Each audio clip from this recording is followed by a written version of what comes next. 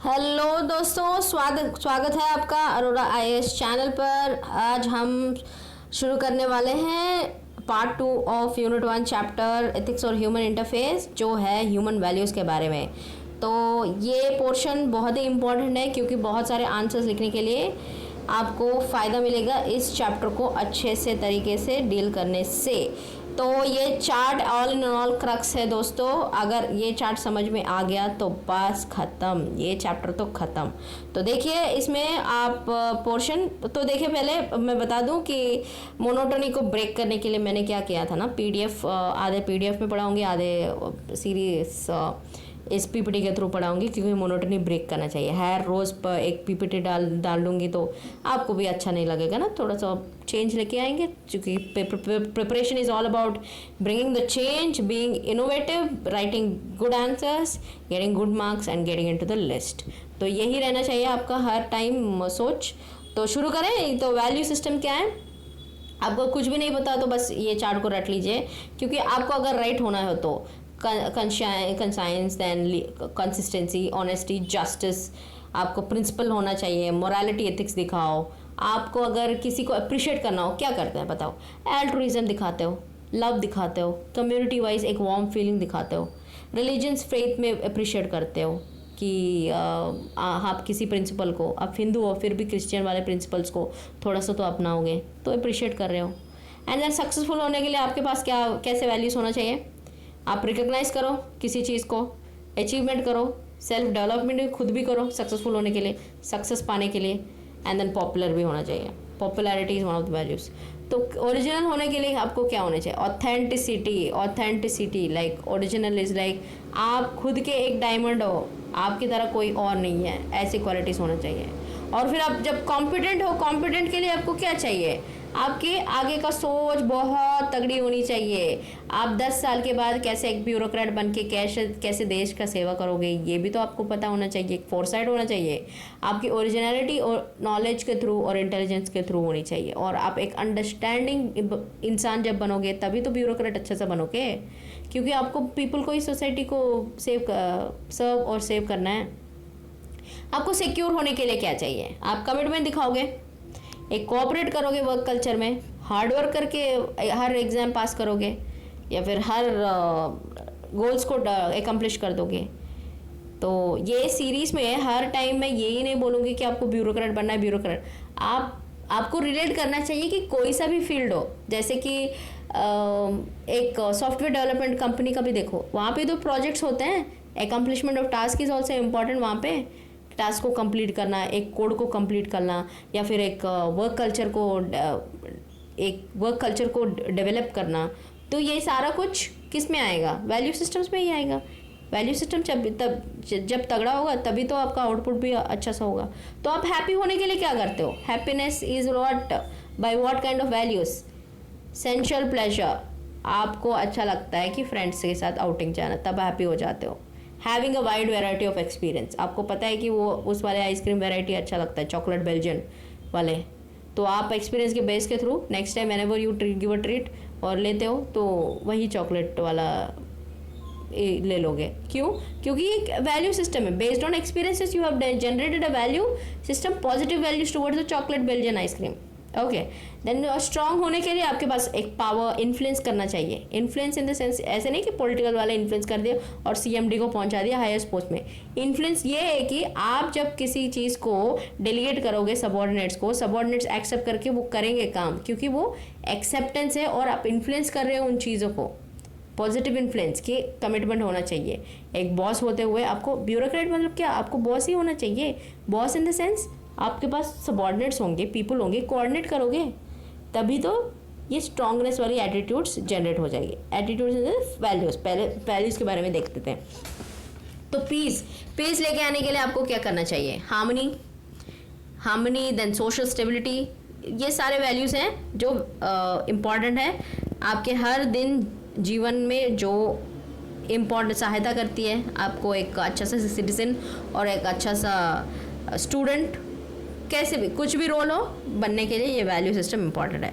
तो ये value system और कुछ नहीं, ये बिलीव सिस्टम है। आप कुछ किसी चीज़ को बिलीव करते हो और जो इन्फ्लुएंस करती है आपकी जो बिहेवियर क्या है, आप किसी के साथ अच्छा बर्ताव नहीं करोगे तभी उसको बिहेवियर करते हैं, बैड बिहेवियर। अच्छा सा बिहेवियर करो, अरे उसका बिहेवियर बहुत अच्छा था, उसका कॉन्डक्ट बहुत अच्छा था, मीटिंग में सबके साथ बहुत मिलजुल के बात कर रहा था, तो that is the outcome behaviour. तो उसके लिए वैल्यू सिस्टम क्या होना चाहिए? Friendly, warm, then being needed, then community wise feelings. So that is what value system is. आप किसी चीज़ पे बिलीव करते हो उसके थ्रू आपका कॉन्डक्ट होगा। और आप आइडेंटिफाई करो आपकी एबिलिटी को, वैल्यूज़ को चूज़ करो, बिलीफ सिस्टम जो भी आपकी है उसको स्ट्रेंथन करते जाओ। जैसे बेबी वॉकिंग कैसे सीखती है, कोई सिखाता तो नहीं है, उसके खुद उठने का जब देखती है आसपास वाले को कि ऐसे वॉक कर रहे हैं, ऐसे टॉक करें, तभी उसके खुद के बिलीफ सिस्टम से वो बनती है, वो आउटपुट बनती है उनके तरफ से। एंड देन एक गुड और कंटेंट और कॉन्फिडेंट सेटिस्फाइड लाइफ के लिए एक्शंस को उसी तरह एक्शंस, देखिए इस सीरीज में एक्शंस जब भी आएगा कुछ भी नहीं है, एक्शंस वही है जो आप बाहर दिखाओगे। मतलब आपके एक्शंस यही है कि आप कुछ चीज़ें कर रहे हो तो वही है एक्शन, राइट। जैसे कि आपने किसी के दुख भरी कहानी सुन ली तो वो एक्शन है, लिसनिंग तो भी एक एक्शन का तरीका है, राइट। देन कलेक्टिविज्म तो हमारी फैमिली वैल्यू सिस्टम है। कलेक्टिविज्म इंडियन सिस्टम में ही कलेक्टिविज्म है, तभी तो इतना कुछ डाइवर्सिटी है, इतने सारे लिंग्विस्टिक कल्चर्स और religious conditions, culture, communities, tribals, dialects, इतने सारे वैरायटी है, फिर भी हम इकट्ठे रह रहे हैं इसी, क्योंकि collectivism is a basic tenet of our basic important thing of our society. और respect for family, familiar obedience, ये सारा कुछ वैल्यू सिस्टम को स्ट्रेंथन करती है। कोर वैल्यूज़ क्या है? कोर वैल्यूज़ देखिए, इसमें आपको अकाउंटेबल होना चाहिए। ब्यूरोक्रेट किसको अकाउंटेबल है? उनके प्रिंसिपल सेक्रेटरीज और चीफ सेक्रेटरीज को, पर लोगों को भी अकाउंटेबल है, क्योंकि एक ट्रस्ट के थ्रू एक डिस्ट्रिक्ट को आपके हाथ में रख रहे हैं, तो क्या होना चाहिए? आपकी अकाउंटेबिलिटी बढ़ेगी ना। और आपको क्या करना चाहिए? उसी के एग्जाम्पल के थ्रू ये सारे सर्कल्स को कवर करेंगे। अब बेनेवलेंट होना चाहिए। बेनेवलेंट मतलब जैसे मदर तेरेसा का केयरिंग, अच्छे नेचर, म्यूचुअल ट्रस्ट होना चाहिए, कंपैशन होना चाहिए लोगों के ऊपर। Next is brotherhood. आप इस स्टेट के हो, ऐसा नहीं है कि दूसरे स्टेट से लड़ना शुरू करोगे। कभी वाटर शेयरिंग का इश्यू आ गया तो डैम्स वाले इश्यू आ गए थे, जैसे तमिलनाडु और केरला के बीच में। Brotherhood is what? Peace and tranquillity between two neighbouring nations या two neighbouring states, two neighbouring districts. और इक्वालिटी दिखाना चाहिए, सबको एक ही बराबर आप देखोगे। कॉन्ट्रैक्ट जब दे रहे हो तो सबको उसी वैसे ही देखोगे जैसे आपकी कोई वाइफ की फ्रेंड या फिर हस्बैंड के फ्रेंड के थ्रू कोई कॉन्ट्रैक्ट भरने आया हो, उनको आप फेवर नहीं करोगे। इक्विटी क्या है? सब चीज़ों में आपकी भी इम्पॉर्टेंट रोल होगी और equal importance of everything as well as contribution from your subordinates as well as an organization. Integrity, आप जो कहते हो कि बड़े बड़े बातें बहुत कुछ कर लिया, कि पॉलिटिशियन जैसे करते हैं कि मैनिफेस्टोस में ये निकाल दूंगा आपके लिए, ओबीसी में डाल दूंगा आपके कास्ट को, ये वो, तो जब आप क्या बोलते हो तो कर भी लो। अब जब बन जाओगे तो यही है इंटीग्रिटी। तो आपकी इंटीग्रिटी, सिविल सर्वेंट को ये बहुत इंपॉर्टेंट फाउंडेशन वैल्यू है। आप जब भी कहते हो कि I will see into the matter and resolve it, जब भी कोई इश्यू आ गया तो आपको रिजॉल्व करना ही चाहिए, क्योंकि इंटीग्रिटी इज़ अ प्रिंसिपल। तब जस्टिस आ जाएगा। जस्टिस क्या है? जस्टिस इक्वालिटी जब भी आएगा, ये जस्टिस तो फॉलोड इन नोशन है। तब पीटी मतलब कंपैशन दिखाओ, उनके ऊपर देखो कि उनका भी समस्या को समझो कि स्लम्स में रह रहे हैं और वहाँ पे इवैक्यूएशन ड्राइव चल रही है, तो रिहैबिलिटेट करना तभी आएगा तब जब आप पीटी दिखाओगे उनके ऊपर। रिलायंस मतलब कंपनी का नाम है नहीं दोस्तों। Reliance is what? किसी के ऊपर म्यूचुअल ट्रस्ट से ब्लाइंड बिलीव करना। You can rely on my lectures for ethics subject. ऐसे solidarity, when you sympathise, empathy दिखाते हो, सॉलिडारिटी दिखाते हो उनके ऊपर कि yes we are with you. जैसे अभी के शिवन जब रो रहे थे क्योंकि चंद्रयान 2 फेल हो गया था, तो क्या हुआ? देश पूरा सॉलिडारिटी दिखा रही थी कि अब हम हैं आपके साथ। ठीक है, अभी विक्रम लैंडर मिले या ना मिले, हम तो साथ हैं, अगले बार से फिर करेंगे। Okay, transparency, trust and accountability, these are not the principles. So these are the core values. और फिर मोरल वैल्यूज़ कुछ हैं कि आप फ्रेंडशिप और लॉयल्टी और करेज दिखाओगे, काइंडनेस कंपैशन दिखाओगे, चैलेंज एंड स्ट्रगल्स, क्योंकि हर किसी का लाइफ का पार्ट है, तो ये मॉरल वैल्यूज़ ही आपके ज़िंदगी को आसान बना देगी जब आप ये मॉरल वैल्यूज़ ले लोगे। तो अभी मोरालिटी और वैल्यूज़ के बारे में हमने पहले सेशन में देख लिया था। मोरालिटी इज़ पर्सनल और इंटरनल फीलिंग, और वैल्यू सिस्टम क्या है? Value system is from coming from the moralities only. आप मोरालिटी को बिलीव करते हो तो आपके वैल्यू सिस्टम भी वैसे ही भरेगी। ओके, आपकी बिलीव सिस्टम स्ट्रेंथन हो जाएगी। आपको झूठ नहीं बोलना चाहिए, वो मोरालिटी आपने कहीं से सुन लिया और आप इंटरनाइज कर दिया कि झूठ नहीं बोलना चाहिए, तो आपकी वैल्यू सिस्टम क्या होगी? ऑनेस्टी होगी। ओके, समझ गए? तो ये इंपॉर्टेंट वैल्यूज़ क्यों पढ़ना चाहिए? आपकी ज़िंदगी आसान कर देगी, अभी तो आपने बात किया था। और बिहेवियरल चेंजेस, आपके एक्शंस जो है पॉजिटिव वैल्यू एक्शंस होंगे, थॉट्स होंगे। आप हर जगह जब जहाँ पे भी जाओगे, people will welcome you. People आपके साथ रहने के लिए बहुत इच्छा करेंगे, इच्छा होगी उनकी कि आप रह गया और 2 दिन रह गया और आप बहुत अच्छे इंसान हो। ऐसे जब बोलते हैं, क्यों? Because your value system is good. वो रिफ्लेक्ट करती है आपके एक्शंस के थ्रू, और एक सेटिस्फैक्शन मिल जाता है एक राइट पाथ में। जैसे बुद्धा ने कहा था कि राइट पाथ में लीड करना लाइफ में बहुत इंपॉर्टेंट है। मीन्स और एंड्स आपके बहुत राइट होना चाहिए। अब वैल्यूज़ को क्लासीफाई कर दिया इंट्रिंसिक और एक्सट्रिंसिक वैल्यूज़ में। इंट्रिंसिक वैल्यूज़ वो है जो ह्यूमंस के कोर वैल्यूज़ हैं, यूनिवर्सल है, मतलब सब के सब। जैसे आप देखो, पीस यूएस वाले भी बोलते हैं, नॉर्थ कोरिया वाले भी बोलते हैं, साउथ कोरिया वाले बोलते हैं, इंडिया, चाइना, जापान, सब लोग बोलते हैं। तो ये इंट्रिंसिक यूनिवर्सल वैल्यूज है। एक्सट्रिंसिक इज एक्सटर्नल सोर्स है। जैसे हमने देखा था कि बायोमेट्रिक आने के बाद भी बहुत सारे ऑफिसर्स ऐसे हैं कि लेट आते हैं अभी भी जनता, बहुत कुछ जो ऑफिसर्स गवर्नमेंट ऑफिस में काम करते हैं। बट जहाँ पे जापान में देखिए, पंक्चुअलिटी इज लाइक इम्पोज करती है लॉ के थ्रू। अगर आप पंक्चुअल नहीं हो ऑफिस के हो, इतना काटो आपके सैलरी या फिर इतना डिबार कर दो इन लोगों को जॉब से, रस्टिकेट कर दो। तो ये एक्सट्रिंसिक वैल्यू है, किसी और के थ्रू आती है या खुद के अंदर नहीं आती है। किसी और लॉ एजेंट या law authority will pose it, impose करती है एक फाइन्स चालान के through, right. Then types of values, बहुत सारे वैल्यूज़ हैं। इनको मैंने एक ही वर्ड में क्लब इसीलिए किया क्योंकि जब भी क्वेश्चन पूछते हैं तो आपको समझना चाहिए कि जैसे कि मान लीजिए हेल्पफुलनेस एक सोशल स्किल है। अगर वही सेल्फ कंट्रोल होगा तो, सेल्फ रेस्पेक्ट होगा तो वो एक पीस वाले में आता है। पीस एक ऐसी वैल्यू है जहाँ पे आप अटेंटिव होते हो, कामनेस होता है आपके अंदर, फोकस होती है, हार्मनी होती है। लव क्या होता है? Love is care, compassion, consideration, dedication, devotion. ये सारे कुछ ये लव वाले टाइप्स ऑफ वैल्यूज़ में आते हैं। ओके, एक ही जगह पर कंप्रेस करने का यही उद्देश्य था। अभी पॉजिटिव वैल्यूज़ देखिए, जब भी एक एक वर्ड में पढ़ती जाऊंगी ना, आपके अंदर चेहरे में एक एक्सप्रेशन मिलेगा। ग्रैटिट्यूड, सिंसियरिटी, फेथ, करेज, सेल्फ स्क्रूटिनिटी, कंपैशन। जैसे मैं पढ़ती जा रही हूँ, आपके ऊपर कैसे एक्सप्रेशन आ रहा है या फिर कैसे महसूस कर रहे हो इन चीज़ों को, positive, right? This are very positive. ये फॉलो करेगा तो सबकी शांति सबको शांति मिलेगी, खुद की भी शांति मिलेगी, सबका भला ही होगा। आप देखिए, अब नेगेटिव वैल्यूज जब पढ़ती हो तो आपको कैसा लगेगा? Aggressiveness, fear, cruelty, hatred, backbiting, greed, N V.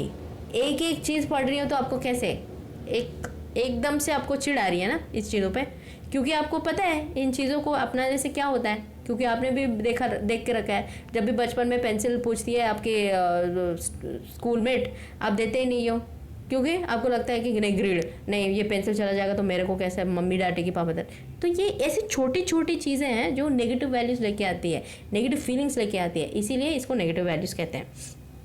अब 7 लेवल्स ऑफ कॉन्शियसनेस हैं। कॉन्शियसनेस मतलब आपको कैसे वैल्यूज़ को कैसे डिटरमिन करना है। पहला ये है कि आपको सर्वाइवल करना है। पहले स्टेज में आपकी सेफ्टी देखते हो तो हेल्थ, न्यूट्रिशन, सेल्फ डिफेंस पे ध्यान देते हो। नेक्स्ट, एक फ्रेंडली रिलेशनशिप बनाने के लिए, हार्मोनियस रिलेशंस बनाने के लिए आप ओपन कम्युनिकेशन करते हो, फ्रेंडली करते हो। राइट साइड इस पोर्शन में राइट साइड पोर्शन देखिएगा ताकि आपको समझ में आएगा। जो भी रेड कलर में लिखा हुआ है वो सारे नेगेटिव वैल्यूज है, वो भी ब्लैक कलर में लिखा हुआ है वो पॉजिटिव वैल्यूज है। तो आप जब जैसे एक ह्यूमन रिलेशन बन जाएगी, देन एक सेल्फ वर्थ, आपकी खुद की इमेज ऊपर जाएगी, सक्सेस हो जाओगे, इमेज बन जाएगी, आपकी एक प्राइड आ जाएगी। जबकि नेगेटिव में क्या हो जाएगा, आप ज़्यादा आपके खुद को मान लीजिएगा, तब क्या हो जाएगा, आपके अंदर एक काइंड ऑफ एरोगेंस निकलेगी, स्टेटस, पावर निकलेगी कि मैं तो महान हूँ, मुझे तो कुछ नहीं होगा वैसे। तो उसके बाद आपकी ग्रोथ एंड डेवलपमेंट, जैसे आपकी थर्ड लेवल पे एक सेल्फ एस्टीम भरता जाएगा आपके अंदर, उसी के थ्रू एक growth and development transformation change आएगी आपके लाइफ के अंदर। इसीलिए तो कहते हैं आप जब जॉब में चले जाते हो या फिर एक ब्यूरोक्रेट बन जाते हो, आपकी ट्रांसफॉर्मेशन हो जाती है लाइफ में, इंटरनल कोहेशन हो जाती है, क्रिएटिविटी पैशन लेके आते हो कुछ काम करने के लिए, लोगों के लिए। Then you will make a difference with your work. कैसे डिफरेंस मेक करोगे? एक कोलैबोरेट करोगे वर्क्स के थ्रू, मेंटरिंग करोगे, एम्पैथी दिखाओगे लोगों को, सर्विस टू ह्यूमैनिटी करोगे। That is what the end goal of civil services is all about. Okay, so this is 7 levels of personal identification value systems. And then एक brief writeup है जो values, norms और morals और belief को differentiate करती है। Belief system देखिए, अगर मैं मान लेती हूँ कि 5 नंबर मेरा लकी नंबर है, ये तो यूनिवर्सल प्रिंसिपल नहीं है, हर किसी को मानने का जरूरत नहीं है। किसी को odd number, car number plating में जब लास्ट डिजिट 0 आता है तो उनको अच्छा लगता है, ये बिलीफ सिस्टम है। ये छोटी छोटी चीज़ें हैं जो बिलीव कर लेते हो, यही तो चल रही है सोसाइटी में। बीफ आप मान रहे हो कि बीफ खाने से आपके रिलीजियस सिस्टम को नुकसान पहुंचा रहे कोई और जन, ये बिलीफ सिस्टम है। कहीं लिखा हुआ है क्या कि बीफ मना है and all this? It's a food habit, it is just a food habit, that is what I am trying to tell you. यही है कि एक ये अनप्रूवन रिसोर्स से आता है। जबकि आपने पढ़ लिया हरिश्चंद्र का एक स्टोरी नॉवल पढ़ लिया तो आपको लगता है कि अच्छा ऑनेस्टली हरिश्चंद्र की तरह आप फेमस हो जाओगे। बिलीफ सिस्टम है यार, इसमें तो कोई जेन्यून रीजनिंग नहीं है। अब मोरल्स पे आते हैं। मोरल्स क्या है? मोरल्स तो हमने ऑलरेडी पढ़ रखी है। Behaviour according like internal feeling है, आप सोसाइटी में ऐसे कंडक्ट करते जाते हो। ये डीप रूटेड होता है। डीप सीटेड का मतलब है डीप रूटेड, अंदर के अंदर, मतलब इसको कोई मिटा नहीं सकता है। ओके, देन नॉर्म्स देखिए। नॉर्म्स क्या होता है? सोशल कस्टम्स, जैसे कि खाप पंचायत ने कुछ बोल दिया तो आप कर रहे हो। ये इसका क्या उपयोग होता है कि ये कीप्स ऑन चेंजिंग। जैसे अभी पंचायत का हेड अच्छा वाला नहीं है तो अगले इलेक्शन में कुछ लिबरल वाला पर्सन आ जाएंगे। अभी के जो कंजर्वेटिव वाले हैं रिप्लेस हो गए लिबरल पंचायत एल्डर्स के थ्रू। पंचायत एल्डर्स जब लिबरल होते हैं क्या होता है? थोड़ा सा चेंजेस आएंगे कस्टम्स और वैल्यूज़ में। इतना तो नहीं करेंगे कि लड़कियां अभी भी घर पे रहना चाहिए, शहर जाके पढ़ना नहीं चाहिए, ऐसे तो नहीं सोचेंगे ना। तो यही है, this keeps on evolving. Then value systems क्या है? ये भी चेंज होता जाएगा, पर वैल्यूज़ और नॉर्म्स में इतना ही फ़र्क है कि वैल्यूज़ अपने खुद के अंदर चॉइसेस है, नॉर्म्स सोसाइटी के थ्रू चॉइसेस हैं। सोसाइटी बोलेगी बेटा आपको ऐसे करना चाहिए, कि नीचे पैर छुओ लोगों, बड़ों की इज्जत करो। वैल्यूज़ का कहते हैं आपको अगर वैल्यू सिस्टम देखे कि आपने जब एक ऑर्फन को, उनको ये सब कुछ ना इतना नहीं जाएगा क्योंकि उनकी अपब्रिंगिंग ऐसी नहीं थी। उन्होंने ऑर्फनेज में बड़े हुए हैं तो उनको ये नहीं पता कि कैसे बिहेव करना चाहिए, किसी ने बताया नहीं। आप जब सोशलाइज हो जाएंगे वो ऑर्फनेज चिल्ड्रन, तभी उनको कुछ पता चलेगा। तो उनकी वैल्यू सिस्टम पे थ्रू ही उनका सब कुछ चलता है, क्योंकि इंटरनल फीलिंग जो है वही उसी से बनता है। जबकि नॉर्म्स वो है जब सोसाइटी इम्पोज करेगी, उसके थ्रू अकॉर्डिंग आप जाएंगे। तो values are nothing but pulling into factors, लेके जाइए आपको एक चीज़ों के अंदर कि ये वैल्यू सिस्टम है, आप रीज़न करो और उसी को फॉलो करो। अभी आपके अंदर अगर ईगो होगा, आपकी लीडरशिप स्किल्स बिल्कुल नहीं है, और आप हर टाइम आपको मोटिवेशन करने के लिए कुछ ना कुछ एक्सटर्नल एजेंट की ज़रूरत है, खुद का नो मोटिवेशन है ही नहीं पढ़ने के लिए। हर रोज़ एक वीडियो देखो तभी आपको मोटिवेशन मिलेगी, ये कोई मोटिवेशन होती है? मोटिवेशन अपने अंदर से आनी चाहिए। आपका गोल तगड़ा इतना होना चाहिए कि किसी के इन्फ्लुएंस पे, बातों पे नहीं आओगे। तो कल परसों आरबीआई का ग्रेड बी फॉर्म निकला, इसका मतलब ये नहीं कि यूपीएससी का छोड़ के उसी पे चले जाओगे। इतना इन्फ्लुएंस हो गए तो आपको मोटिवेशन सिस्टम कितना लो है। तो इसीलिए यही कह रही हूँ कि ये सारे इम्पेडिमेंट्स हैं। इम्पेडिमेंट्स मतलब ऑब्स्ट्रक्शंस हैं, नहीं करने देती। ये सारे ईगोस, बिना लीडरशिप का, रिलीजन, कास्ट, लैंग्वेज, क्रीड, जब भी ये देखते हो ना, जब भी ये चीज़ों को मानते हो, तब ये वैल्यू सिस्टम को अगेंस्ट जाएगी, रेसिस्टेंट करेगी अच्छे वैल्यू सिस्टम बनने से। इसीलिए कॉन्स्टिट्यूशन में जब भी देखो आप कोई सा भी फंडामेंटल राइट देखो, डायरेक्टिव प्रिंसिपल देखो, वहाँ पे यही कहते हैं कि irrespective of religion, caste, sex, creed, क्योंकि equality is a very good value, important value जो लेके आना चाहती है डाइवर्स कंट्री इंडिया में। तो ये इम्पेडिमेंट्स होते हैं, ऑब्स्ट्रक्शंस मतलब। अब कुछ वैल्यूज़ हैं जो मैं डिस्कस कर रही हूँ। देखिए वैल्यूज़ का सिस्टम जैसे हमने पहले वाले चार्ट में पढ़ा है, इतने मतलब थाउजेंड्स वैल्यूज है देयर, पर कुछ बेसिक वैल्यू आपको पता ही होना चाहिए जहाँ से आप कुछ भी लिख सकते हो। लाइक 150 वर्ड आंसर को। अभी करेज का देखिए, करेज में एक फोर्टिट्यूड वाला भी एक दूसरा वर्ड है, वो भी करेज को ही मतलब रिलेट कर सकते हैं। Fortitude is also courage only. तो आप करेज के बारे में थोड़ा सा पता चल गया तो फोर्टिट्यूड जब भी क्वेश्चन पूछेंगे आप आराम से लिख सकते हो। तो करेज देख लेते हैं। करेज यही है कि एक फिजिकल करेज होता है, सोशल करेज होता है, क्योंकि आप रिस्क लेते हो, एक एंटिसिपेट करते हो कि हाँ आपने तो यूपीएससी आने में भी एक रिस्क वाला जैसे ऑप्शन ही है ना, क्योंकि आपको पता ही नहीं है, क्योंकि सक्सेस रेट इतना कम है, 0.1% ऑफ चांस, इतने लाखों में लोग लगते हैं, फिर भी क्यों है, रिस्क लिया, आपने करेज दिखाया कि succeeding through desire ethical goals. Ethical goals क्या होता है, आप हर रोज़ पढ़ेंगे, कंसिस्टेंटली पढ़ेंगे, माँ बाप को विश्वास दिलाएंगे कि हम करेंगे, उनके पैसों से मज़े नहीं करेंगे दिल्ली में रहकर या फिर मुजफ्फरजी नगर में रहकर, बट आप अच्छे से पढ़ेंगे, उनके पैसों की वैल्यू करेंगे, लाइब्रेरी ज्वाइन करेंगे, अच्छे से करेंगे। ये सारा कुछ एक करेज वाला सिस्टम बनता है। तो करेजियस पीपल में क्या देखते हो, एक हार्डवर्क, सस्टेन, मतलब हर रोज़ हार्डवर्क दिखते हैं, वो परसिवरेंस कहते हैं, वो चैलेंजेस को प्रिपेयर करने के लिए रेडी हो जाते हैं, एक्सपेरिमेंट करते हैं और इतना इन्वॉल्व होता है कि उनकी एटीट्यूड बहुत मजबूत वाली एटीट्यूड बन जाती है। और एटीट्यूड के बारे में क्षमा कीजिए, आज मैं इस स्लाइड में नहीं बताऊँ क्योंकि एक पूरा चैप्टर डेडिकेटेड है, 3rd चैप्टर इसके ऊपर, तो उसको पढ़ेंगे तभी एटीट्यूड बहुत अच्छे से समझ में आ जाएगी। तो करेज, जब करेज का हो गया, अभी करेज के बारे में जो भी होगा तो ऐसे लिखना चाहिए। अब इक्वालिटी क्या है, आप सबको इक्वल राइट्स देते हो, इक्वल रेस्पेक्ट करते हो। एक्सेप्टेंस क्या है, अगर किसी और के प्रैक्टिसेस आपसे भिन्न होगा फिर भी आप उसको एक्सेप्ट करोगे। जैसे कि बहुत सारे ऐसे मेरे खुद के फ्रेंड्स हैं, मैं मतलब बीच बीच में कुछ एग्जांपल बताऊंगे जो मेरी लाइफ से मैं खुद आपको बता दूं तो आप भी रिलेट कर सकते हो, आपके लाइफ में ऐसा कुछ हुआ कि नहीं। क्योंकि मेरे 1-2 फ्रेंड्स हैं, एक को तो बीफ बिल्कुल अच्छा नहीं लगता, उनका फ्रेंड मुस्लिम है, उनके शादी में भी गया है एंड ही हैड गुड दावत ऑल्सो देयर। तो इसीलिए कहते हैं कि उनका बिलीफ सिस्टम ये है कि बीफ नहीं खाना चाहिए। इसका मतलब ये नहीं कि उनको फ्रेंडशिप नहीं करना चाहिए मुस्लिम्स को। तो that is what acceptance level है। एक्सेप्ट कर लिया कि आप भी मेरे पारी हो, मेरे फ्रेंड हो, तो क्या दिक्कत है, आपकी मैरिज में बीफ चल रही है या फिर मटन दे रहे हो, कीमा दे रहे हो, फिर भी ठीक है, फिर भी इट्स फाइन।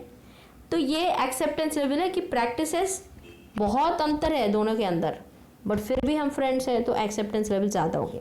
टाइम को वैल्यू करना, जैसे कि एस्पिरेंट हमें पता है कि हम देखते हैं हर रोज़ की एस्पिरेंट्स की कैसे important value system for towards time होना चाहिए। Time and tide wait will wait for none, एक अच्छा प्रॉवर्ब भी है।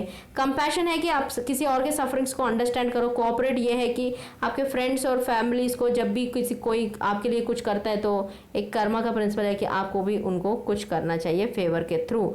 जेनरोसिटी होना चाहिए, किसी और को टाइम और रिसोर्सेज के थ्रू हेल्प करो।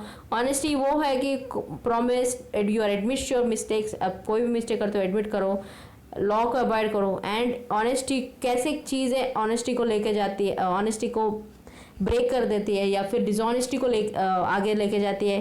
कैसे, जब आप लाई करते हो, लाइंग मतलब झूठ बोलना, ट्रूथ को एक्सेप्ट ही नहीं करते हो, ट्रूथ आना ही नहीं चाहिए, ट्रूथ को समझने के कोशिश भी नहीं करते हो। प्रोफेशनल जजमेंट जब भी देते हो, आपके किसी सबऑर्डिनेट ने आपके कान भर दिया तो उसके थ्रू आपने रस्टिकेट कर दिया एक एम्प्लॉय को, ऐसा तो नहीं होना चाहिए, ये डिसऑनेस्ट मेजर है। और आपकी कॉन्फिडेंशियलिटी को मेंटेन करना बहुत ही इंपॉर्टेंट। कॉन्फिडेंशियलिटी मतलब आप एक ऑफिसर होते हुए आप टेंडरिंग प्रोसेस दे रहे हो और वाइफ को बता दिया कि इतना इतना कोटेशन पे जा रहा है, और वाइफ ने कि उसकी फ्रेंड जिसने टेंडर पे कॉन्ट्रैक्ट पे भरा हुआ है उसको मिल गई है, तो ये तो कॉन्फिडेंशियलिटी ब्रीच हो गया ना, आपको बताया नहीं चाहिए पर्सनल लेवल पे। अब सिर्फ आप आते हैं इंटीग्रिटी पर। इंटीग्रिटी वो है जो स्टिकिंग टू योर मॉरल्स, मतलब आप जो कह रहे हो और आप जो कर रहे हो वो दोनों बराबर होना चाहिए। और फिर ऑनेस्टी और इंटीग्रिटी हम हमेशा इसको दोनों इकट्ठे यूज़ कर दिया जाता है, पर दोनों में बहुत डिफरेंस है। एक ऑनेस्टी है जो ट्रूथफुलनेस, सिंसियर एंड डिसीट ने, मतलब डंप कर दिया, किसी बॉयफ्रेंड ने गर्लफ्रेंड को डंप कर दिया, देते हो ना, वही डिसीट है। तो ऑनेस्टी वो है जो ट्रूथफुल होना चाहिए। देयर इज इंटीग्रिटी वो है कि कुछ कोड होता है, कोड जैसे कि मैनिफेस्टो में आपने निकाल दिया पॉलिटिशियंस ने, और आपको करना ही चाहिए। अगर नहीं किया पावर में आने के बाद, इलेक्शंस के बाद, तो क्या होगा? Integrity loss in the politician. आपको इंटीग्रिटी नहीं बोलते, आप पर्सनल लेवल पे जब जो भी काम करते हो और आपने उसके खिलाफ कर दिया तब बोलते हैं कि डिसऑनेस्ट हो आप। पर उसी पॉलिटिशियन मैनिफेस्टो में निकाला, कोड में निकाला, फिर भी उन्होंने नहीं किया, तो वो इंटीग्रिटी का काम है।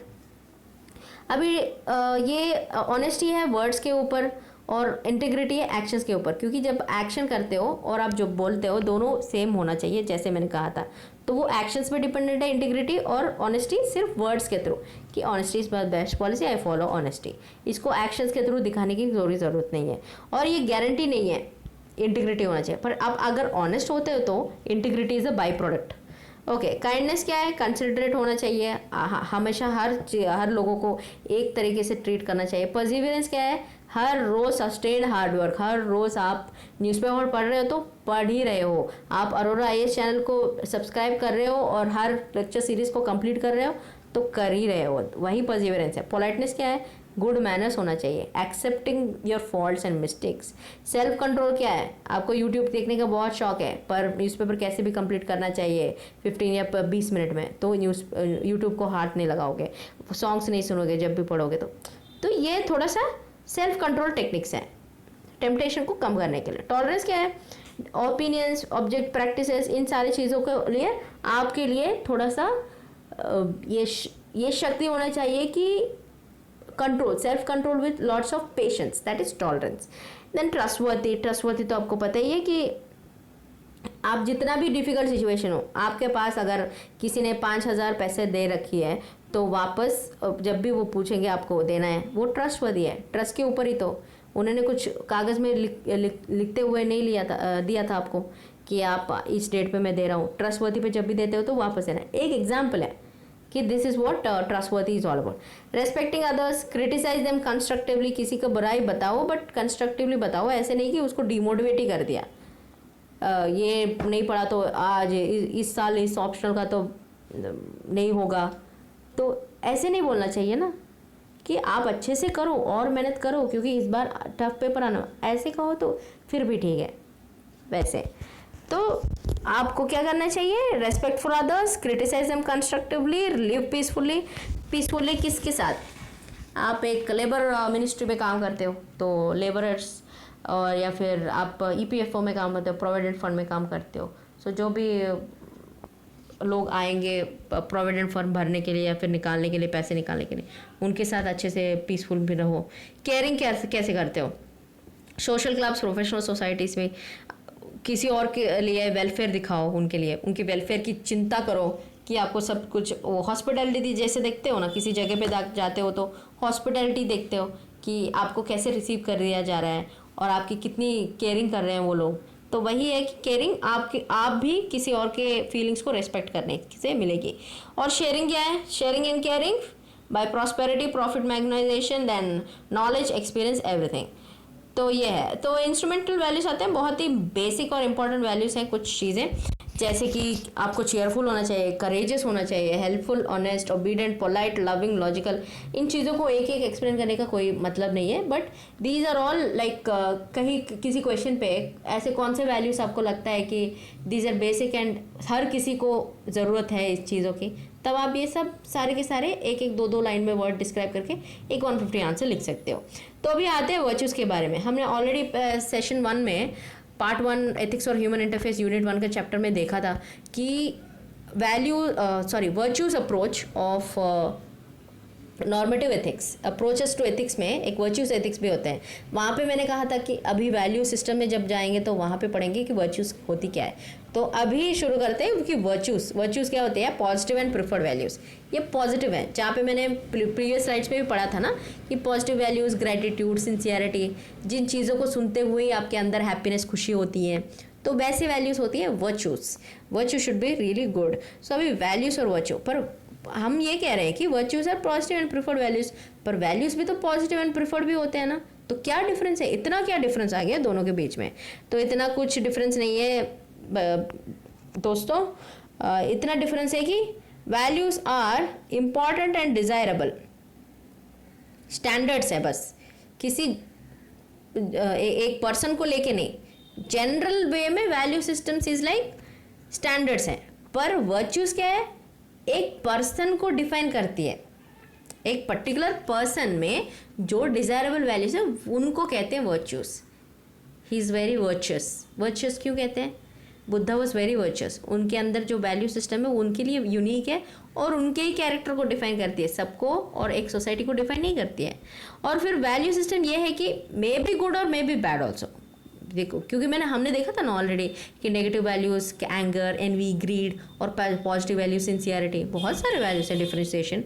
बट वर्च्यूज वही है जो हाई मॉरल वैल्यूज और पॉजिटिव वैल्यूज जो हाईएस्ट प्रायोरिटी के हैं। एंड देन वैल्यूज और वर्च्यूज में लास्ट डिफरेंस यही है कि virtues are universally will be accepted because बहुत हाई वैल्यू प्रायोरिटी होती है। बट वैल्यू सिस्टम सब्जेक्टिव और पर्सनल। सब्जेक्टिव क्या होती है? अपने खुद का सोच से आप बन जाते हो उस वैल्यू सिस्टम के थ्रू। ये नहीं कि सबके बराबर एवरीबडी विल हैव। तभी तो सोसाइटी में इतने क्राइम्स क्यों हो रहे हैं? एक जुवेनाइल को कैसे ऐसे इतना घटिया तरीके से हेडोनिस्टिक प्लेजर्स लेने का मन किया निर्भया रेप केस में?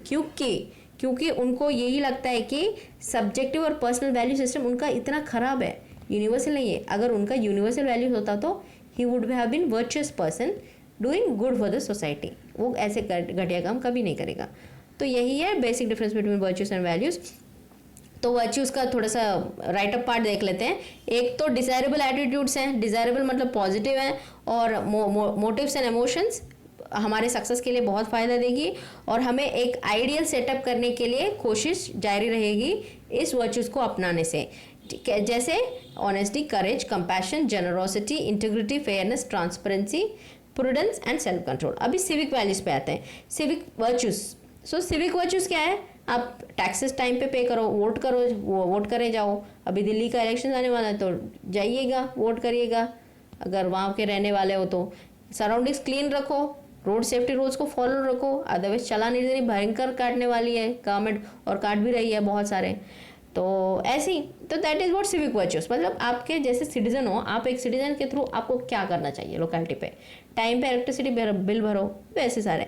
अभी सिविक वर्च्यूज पे आते हैं। सिविक वर्च्यूज क्यों इंपॉर्टेंट क्यों है? क्योंकि आपको उस पर रिलायंस होके एक सिविल लिबर्टी और फ्रीडम मिलेगी, आपको एक करेज मिलेगा, कुछ भी आपके राइट्स वायलेट हुए तो आपको उठ के आवाज़ उठाने की, और रेस्टोरेंट पब्लिक और प्राइवेट में लाइफ में अच्छे बिहेवियर रखने के लिए ये सिविक वर्च्यूज बहुत हेल्पफुल रहेगी। और एक नॉलेज भी तो रहता है ना यार कि आप टैक्सेस पे क्यों कर रहे हो, क्योंकि आपको पता है कि आईटी एक्ट 1961 में क्या क्या प्रोविजंस है, किस तरफ से एक नॉलेज बनता है, एक सिस्टम बनता है आपको कि एक रिस्पॉन्सिबिलिटी है आपके ऊपर एक सिविक ड्यूटी बनाने के लिए।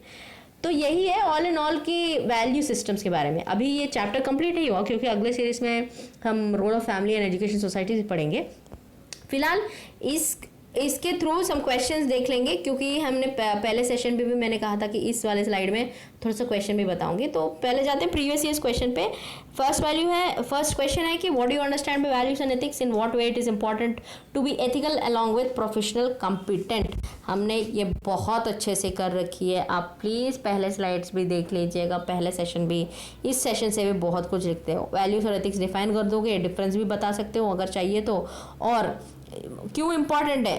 प्रोफेशनली कॉम्पिटेंट मतलब आप एक ब्यूरोक्रेट हो, और ये एथिकल भी होना ब्यूरोक्रेसी में कितना इंपॉर्टेंट है। जैसे कि करप्शन ले सकते हो या फिर कॉन्फिडेंशियलिटी ले सकते हो। जितने भी मैंने एग्जाम्पल्स डिस्कस करके रखी है ना कि नेपोटिज्म नहीं करना चाहिए, सीएमडी पोस्ट लेवल को आपको प्रमोट नहीं करना चाहिए, ये सारे इसी में आते हैं क्वेश्चंस में। तो उस नॉलेज को यूज़ करके एक आंसर राइट अप कीजिए 150 वर्ड्स। तो फिर नेक्स्ट आते हैं how ethics contributes to social and human wellbeing. Brilliant question and brilliant answer with only these 2 sessions you can write it.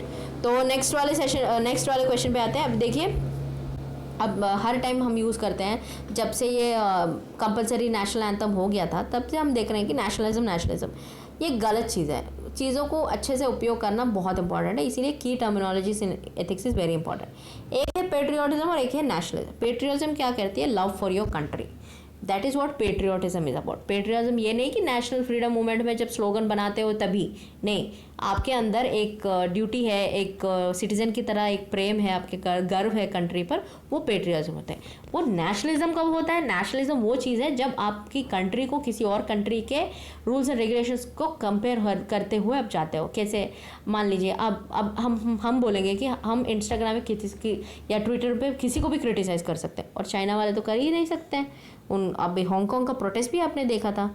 तो अब जब हम कंपेयर करते हैं ना ऐसे टू सिस्टम्स को, उसको नेशनलिज्म कहते हैं, उस प्राइड को नेशनलिज्म कहते हैं। ये नहीं कि जब आप सॉलिडरिटी दिखाते हो कि आपको नेशनल एंथम उठ के एक कैफे में हो उठ के रिसाइट करना या फिर सबके साथ गाना, that is patriotism, not nationalism.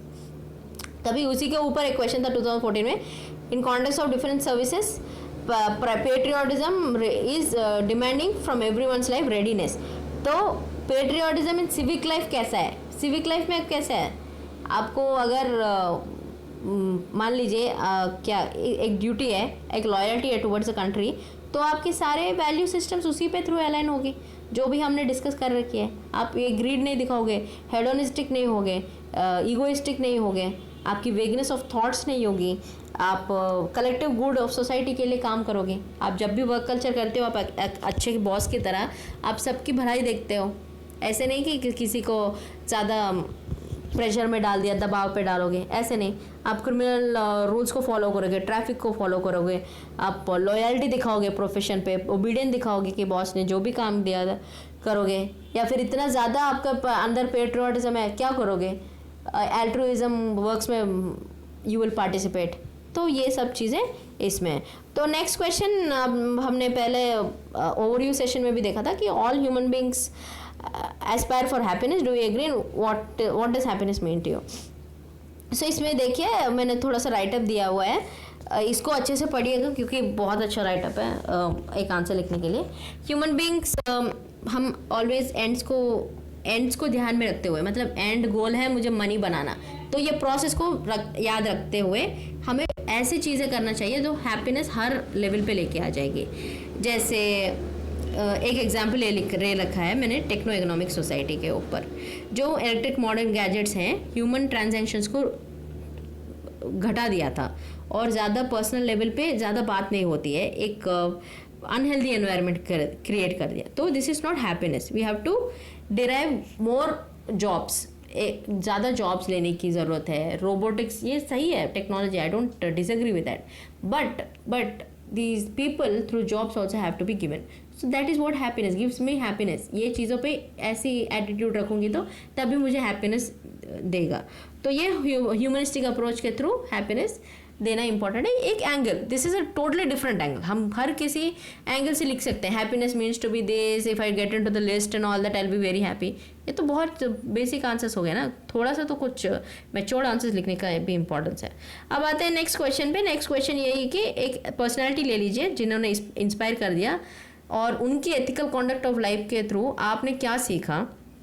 आप राजा राम मोहन राय को ले सकते हैं, किसी को भी एक आप सपोज एक सेलिब्रिटी को ही ले लीजिए, आप क्या कहते हैं एक क्रिकेटर को ले लीजिए, किसी को भी ले लीजिए। और एक ऐसे मैंने राजा राम मोहन राय का लिया था। Please avoid Vivekananda and Gandhi ji and all this regularly taken names, Socrates या फिर प्लेटो।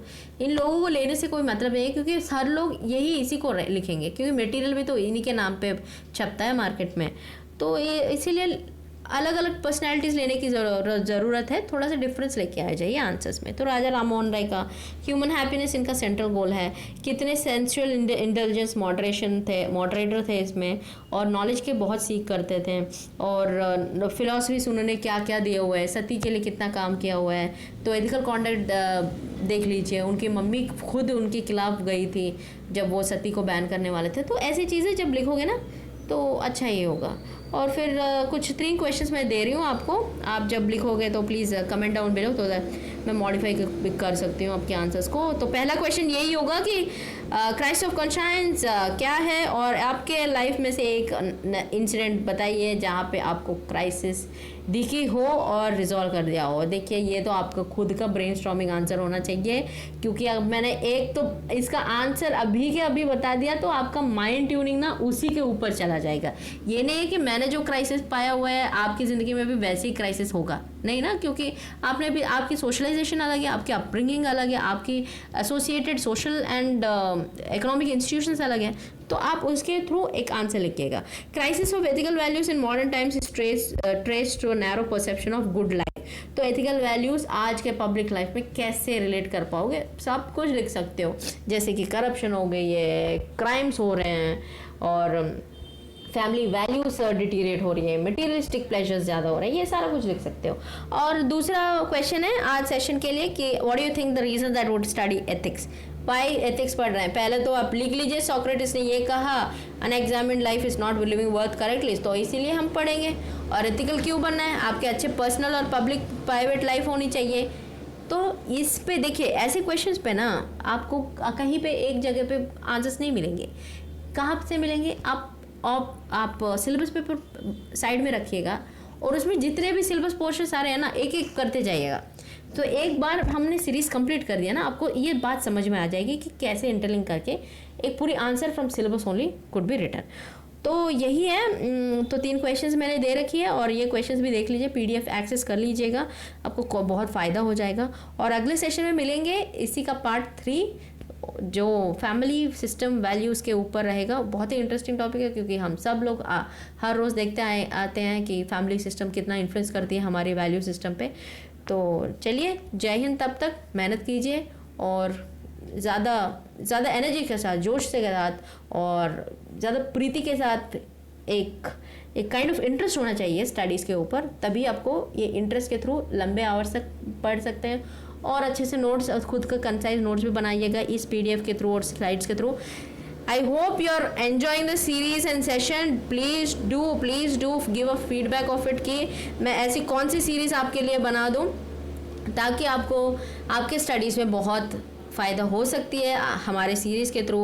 We'll always be happy to help you. Waiting for your success, results, and we'll keep on carrying this series with the next session on part 3, Unit 1 chapter. Till then, Jai Hind.